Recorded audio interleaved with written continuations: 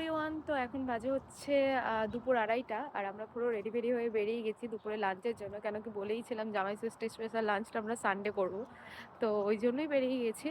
আর আজকে আমি পুরো প্রপার একটা এথনিক ড্রেস পরেছি। আর হ্যাঁ, যে মেকআপগুলো তোমাদের আগের ভিডিওতে শেয়ার করেছিলাম প্রপার আজকে ইউজ করেছি। তো কেমন জানিও তোমরা, যদি মানে কতটা বুঝতে পারছো জানি না। আর লিপস্টিকের সেটটাও জানিও, লিপস্টিক দুটোও কম্বাইন করে পরেছি। তো আমার তো মনে হলো ঠিক আছে, মানে আমার স্কিন টোনের সাথে বেশ ভালোই যাচ্ছে, অত উগ্র কিছু লাগছে না। তাও তোমরাও জানিও কেমন লাগছে। আর এই হচ্ছে ব্যাপার। তো চলো যাওয়া যাক, এখন ক্যাবের জন্য ওয়েট করছি। বেশি দূরে না, ওই 8 ঘন্টা মতো গিয়ে খাওয়া দাওয়া করব। আর তোমরাও সাথে থাকো, দেখি ওখানে কীরকম কি পাওয়া যায় না পাওয়া যায়। যাচ্ছে একটা বাংলাদেশি রেস্টুরেন্টে। তো এই হচ্ছে ব্যাপার, চলো সাথে থাকো, দেখতে থাকো।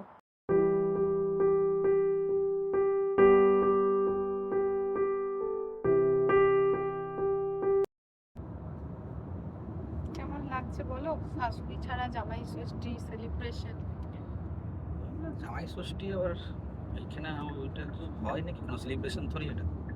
জাস্ট একটু বাইরে একটুখানি খেতে যাওয়া ছাড়া, বাঙালি খাবার খাওয়া একটা এক্সকিউজ, আর কিছু না। যাই হোক, এটাই ভালো লাগে।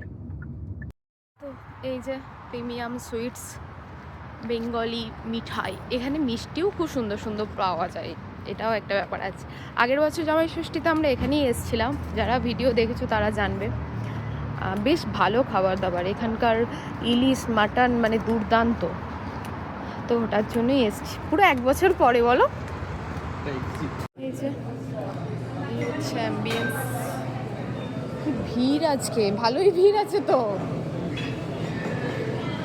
এখানকার অ্যাম্বিয়েন্সটা আমার খুব ভালো লাগে। এগুলো কি গো, আমি কেক ভাবলাম, খুব সুন্দর।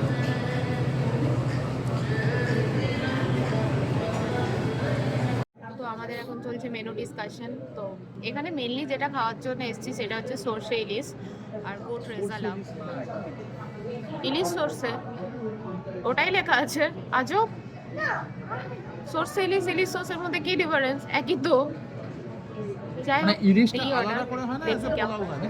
যে খাবার চলে এসছে আমাদের, জাস্ট ইলিশ। ওফ, এটার জন্যই এতদিন ধরে আসা, এটার জন্য ওয়েট করা। আর এখানে হচ্ছে গোট রেজালা, মানে দুটোই দুর্ধর্ষ খেতে। এবছর অ্যাড করেছে এই যে রায়তা, স্যালাডটা আগের বছরেও দিয়েছিল, বাট সাইজ, মাই গড। চলো ভিডিও পরে করবো, আগে খেয়ে নিই নাকি। ওয়েট করে বসে আছে চামচ নিয়ে, মানে ভিডিও অফ করবো আর শুরু হবে। একটা যে ইলিশ খেলাম না, মানে জাস্ট বলে বোঝাতে পারবো না, মুখে দেওয়ার সাথে সাথে পুরো গলে রাখা, দুর্দান্ত। মাটন ছাড়িয়ে কেমন লাগছে মাটন? ঘি, রেজালা তো ঘিয়েরই হবে। ভালো, বাহ, তোমার ভালো লাগলেই মায়ের শান্তি। এসছে ফালুদা, একটা জাম্বু সাইজের কন্টেনারে এসছে। বাপ রে বাপ, জানি না এরপরে শেষ করতে পারবে নাকি। খাবে?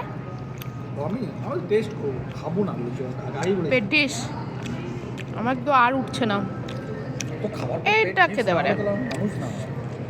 হ্যাঁ, তো পেট ভর্তি করে খাওয়া দাওয়া করে আমরা এখন কি ঝাঁপিয়ে ফালুদা খাওয়ার আর দম হলো না। বাপ রে বাপ, এত ভারী খাবারটা। তো এখন যে নিয়েছে ফালুদা তাকেই বলে দিয়েছি তুমি খাওয়া, আমরা আর পারবো না খেতে। তো এই হচ্ছে ব্যাপার।